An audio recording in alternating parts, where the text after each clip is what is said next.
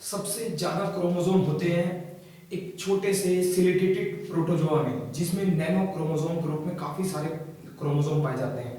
इसके अलावा black mulberry में प्लांट के अंदर 308 क्रोमोसोम पाए जाते हैं। इसके अलावा आता है जी हमारा एनिमल में आता है, बटरफ्लाई होती है एक प्रकार की, उसमें 268 क्रोमोसोम पाए जाते हैं।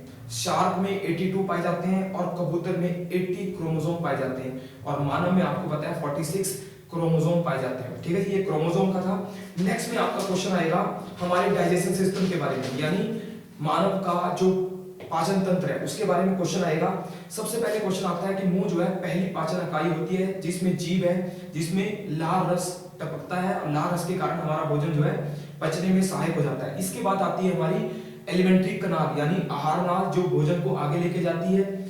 आहार नाल के साथ जुड़ा होता है हमारा स्टोमच यानी पेट में खाना संग्रहित होता है। पेट के अंदर HCl यानी हाइड्रोक्लोरिक जो होता है एसिड होता है, वो पेट में भोजन को पचाता है, उसको एसिडिक करता है। ठीक है जी। स्टोमच के साथ ही हमारे पेट में लगा होता है जी लीवर के साथ लगा होता है गाल ब्लैडर। तो गाल ब्लैडर में रस होता है जिसको पित्त रस कहते हैं। पित्त रस क्या करता है, भोजन को पचाने में सहायक होता है, वो उसको और बोल देता है भोजन को। ठीक है। उसके बाद भोजन जो है छोटी आंत यानी स्मॉल इंटेस्टाइन में जाता है। छोटी आंत जो है भोजन को पचाने में सबसे मुख्य अंग होती है। छोटी आंत का पहला भाग होता है ड्यूडेनम, जिसमें भोजन आमतौर पे पचता है, यानी भोजन जो है हमारे खून के साथ मिश्रित हो जाता है। ठीक है जी। तो छोटी आंत जो है मुख्य अंग होता है जो भोजन को पचाती है। छोटी आंत के बाद आती है बड़ी आंत। बड़ी आंत जो है भोजन के अंदर से जल को पचाती है। इसके बाद भोजन जो है शरीर से बाहर चला जाता है। इसके बाद क्वेश्चन आएंगे शरीर के साथ ही जुड़े होते हैं कि पेनक्रियाज यानी शरीर के अंदर एक अंग होता है पेनक्रियाज जो है इंजाइम और हार्मोन यानी इंजाइम भी छोड़ता है और हार्मोन भी छोड़ता है। इंजाइम का मतलब होता है जो भोजन को पचाने में रसायन यूज होते हैं, उनको इंजाइम कहते हैं। तो क्वेश्चन आया हुआ है कि इंजाइम क्या है, तो ये भोजन को पाचन करने में या भोजन को पचाने में योगदान देते हैं। हार्मोन जो है हमारी शरीर की ग्रोथ यानी वृद्धि को देखते हैं, हार्मोन और ठीक है इंजाइम, तो दोनों छोड़ती है पेनक्रियाज पे लगी होती हैं आइसलेट ऑफ लैंगरहैंस में लगे होते हैं, जो वहां से रिलीज होते हैं, उसको कहते हैं अल्फा बीटा सेल के पास से ही इंसुलिन रिलीज होता है। इंसुलिन आपको पता होगा, इंसुलिन जो है शुगर को कंज्यूम करने में यानी शुगर चीनी के पाचन में योगदान देता है इंसुलिन। तो इंसुलिन जो है पेनक्रियाज से रिलीज होता है। क्वेश्चन आएगा हमारे शरीर की सबसे बड़ी ग्रंथि यानी मानव शरीर की सबसे बड़ी ग्रंथि होती है लीवर और दूसरी सबसे बड़ी ग्रंथि होती है पेनक्रियाज। ठीक है जी। तो पेनक्रियाज से दोनों निकलते हैं, लीवर से कब पित्त रस निकलता है। ठीक है जी।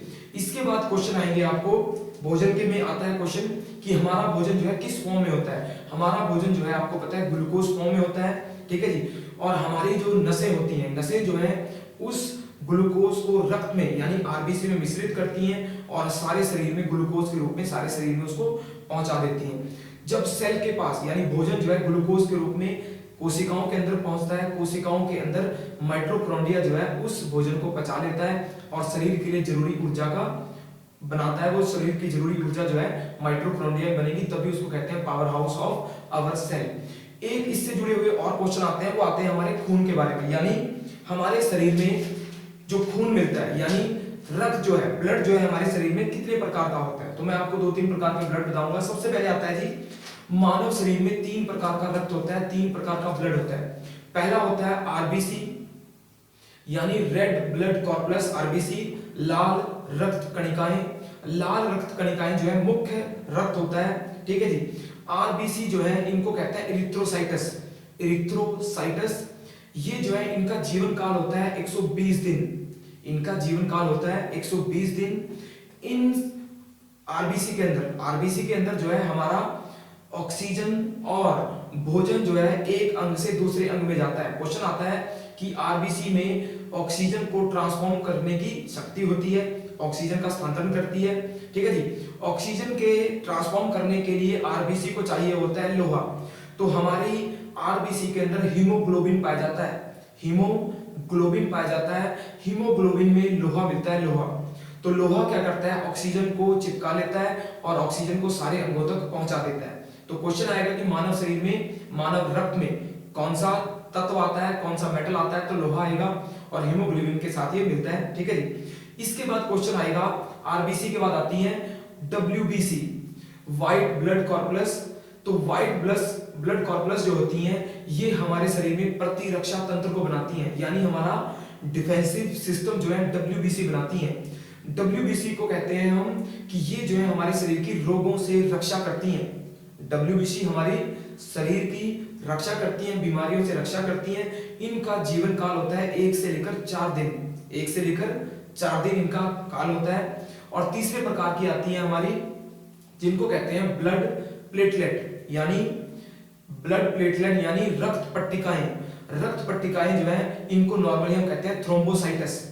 थ्रोम्बोसाइटस जो है पट्टिकाओं में मिलती हैं, प्लेट में मिलती हैं। ये हमारे शरीर में क्लोटिंग का काम करती हैं। यानी क्वेश्चन आएगा कि रक्त का थक्का जमाने में किस ब्लड का यूज होता है, तो रक्त का थक्का यानी ब्लड क्लोटिंग में थ्रोम्बोसाइटस का यूज होता है, ब्लड प्लेटलेट का यूज होता है, ठीक है जी। और इसके साथ एक क्वेश्चन आता है कि ब्लड क्लोटिंग के लिए किस तत्व की जरूरत पड़ती है, तो आपको कहना है विटामिन के। विटामिन के जो है ब्लड क्लोटिंग में हेल्प करता है। इसके अलावा कैल्शियम भी ब्लड क्लोटिंग में हेल्प करता है। कैल्शियम और विटामिन के जो है ये हमारे ब्लड क्लोटिंग में हेल्प करते हैं। क्वेश्चन आएंगे कि आरबीसी का जन्म कहां होता है।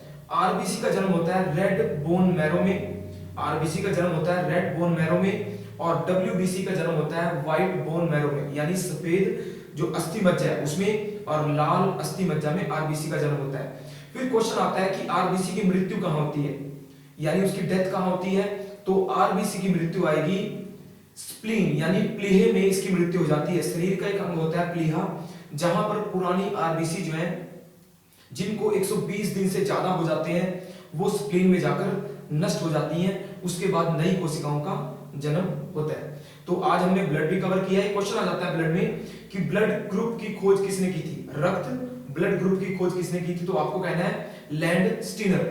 तो लैंड स्टीनर ने ब्लड ग्रुप ए बी और ओ बनाए थे, यानी उसके बारे में डिस्कवर किया है। हो जाए हमको क्वेश्चन आएगा कि ब्लड ग्रुप में जो RH फैक्टर होता है, RH फैक्टर, तो RH फैक्टर की खोज की थी लैंड स्टीनर और वीनर ने। लैंड स्टीनर और वीनर ने ब्लड ग्रुप में RH फैक्टर का मतलब है कि ब्लड पॉजिटिव है या नेगेटिव है। जब ब्लड पॉजिटिव होता है तो उसको कह देते हैं RH पॉजिटिव, और जब नेगेटिव होता है RH नेगेटिव। तो क्वेश्चन आएंगे आपको ब्लड के बारे में कि AB यानी ब्लड ग्रुप AB जो है यूनिवर्सल रिसिपिएंट होता है, यानी सर्वग्राही, जो किसी से भी ब्लड ले सकता है। AB जो है यूनिवर्सल रिसिपिएंट होता है, सर्वग्राही होता है। और ब्लड ग्रुप O जो है डोनर होता है, यूनिवर्सल डोनर, यानी वो किसी को भी खून दे सकता है जिस व्यक्ति का ब्लड जो है O है। तो O जो है डोनर हो गया और AB जो है रिसिपिएंट हो गया। तो इस प्रकार हमने जो कवर किए हैं ये ब्लड के क्वेश्चन है। इसके अलावा डाइजेशन सिस्टम कवर किया और सबसे पहले हमने सेल थ्योरी को कवर किया था। नेक्स्ट चैप्टर में हम कुछ और डिस्कस करेंगे। Thank you.